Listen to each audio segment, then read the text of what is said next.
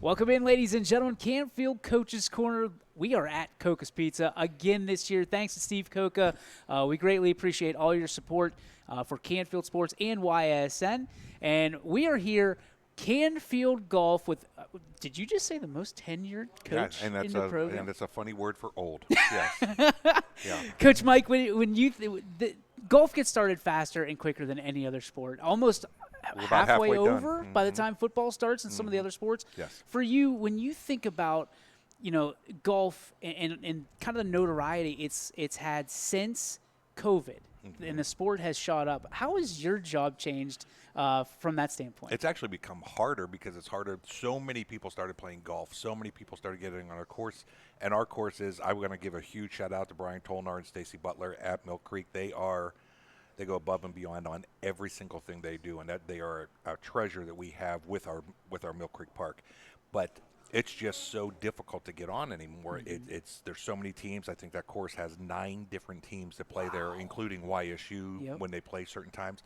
So it's made it a little bit more difficult, but it's also made it more enjoyable because there's times that guys and the females and males that are there, they come up and start asking, hey, how are the boys doing? What are they doing? How's their scores doing? And it's just really refreshing to see the sport grow so much that way. Well, you look at that, and not only are you the most tenured coach, but I mean you're at the most beautiful, I think, course all across. Do they let you go on both sides, north and south, or is it just play one or the other? It's what happens is it's a lot of times we play where there's room. Okay. So we don't know sometimes where we're going to be that day, but I call that my country club. I mean, it's and I don't know even the superintendent's name, but the job he does with what he has is literally remarkable. They should do a story on him. It's amazing. Not a bad idea. Yeah. Talk about this year's team. A lot of talent coming back, obviously. Who are the leaders? Who should we be watching for in the low scores? Funny enough, we thought this was going to be. It was a mystery year for us. Okay. We knew we were 1, 2, 3, 4 deep. We thought. Our number 3 guy decided that he had some different aspirations. He's a dual sport athlete. He's a wonderful young man. Stepped up and it's like, Coach, I don't think I can do this. And so that put a tailspin. We thought we were looking for a 5 guy. Ended up we were looking for a 4 or 5 guy. And the players that we have that go out on that course, what they've done is amazing. My senior leadership, I brought my 2 seniors here. They deserve half of my check, to be quite honest. I mean, the coaching that they do, the morale building that they do, the sense of team, I truly think that's why we're playing as well as we have. Last year we broke a 30-year-old record at Canfield. We shot 299. We never even put that on our minds that we were going to do that. Started getting some good scores, and we're like, maybe it's possible. Last Friday we shot 296. Wow. And it was, and the boys were so happy. I mean, it was at this stage in my career to be able to look and watch the boys. I keep saying boys, they're men. Yeah. Watch them take over the team and bring everyone together, the team bonding. I mean, they're missing a team bonding event now so that they could come here because it was important for them they said to talk about how much it means to them, talk about what they won't even talk about scores. They're going to talk about the team aspect that they've been able to accomplish. And again, everyone loves to give the coach the credit or the blame. There's a lot of times we just sit back, and I'm in awe of these men. I mean, I really am. Golf for so long, an individual sport, but, it's a team mentality, as you just preached. How challenging is it to get them to buy into the team, when you're out there playing by yourself, essentially? It's one of the hardest transitions as far as coaching. I've coached a lot of different things in my career. Coaching golf, and they play all summer as individuals. If they're having a bad round, so what? Having the team realize that, hey, even though I'm playing as the 5 guy and I'm not playing really well today, if I miss a putt, if I shank, if I lose my focus, we tie on the top 4. It's my score. Yeah.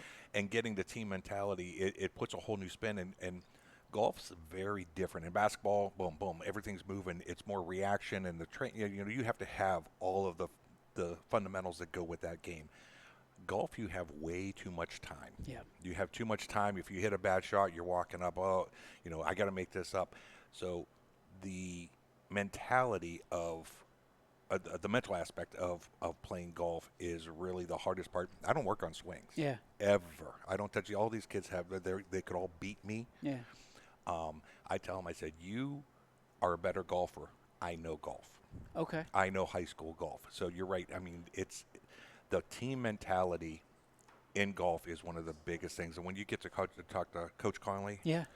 he'll tell you the same exact thing. And the job that man has done is, I've known Coach Conley since he's been about 11 years old, No kidding. and he puts me in awe every time I'm around him. Walk me through that last kind of statement you had about, they're better at golf, but you know the game. Walk me through the difference. They'll go out. I mean, we had kids the other day, 71, 73, 75, 77. I'm not going to shoot that out there. Mm-hmm. I'll be, I maybe upper 70s, low 80s is where I'm going to land. To keep the mental and the emotional side in check, I said you have to play as level as you can. You can't get too high on the good shots and too low on the bad shots. And being out there, knowing when to go up to them. A lot of times I tell them I'm a ninja because they don't see me. I'm hiding in the woods. If I see them start to melt down, that's when I come out. And I won't talk about their game. What are you doing out there? I'm never going to say that. I never ask my golfers, what are you sitting at? Never ask that. How are you feeling? You having any fun? And I always remind them, you know what? How much did you pay to play today? That's a good point. You could be in school today.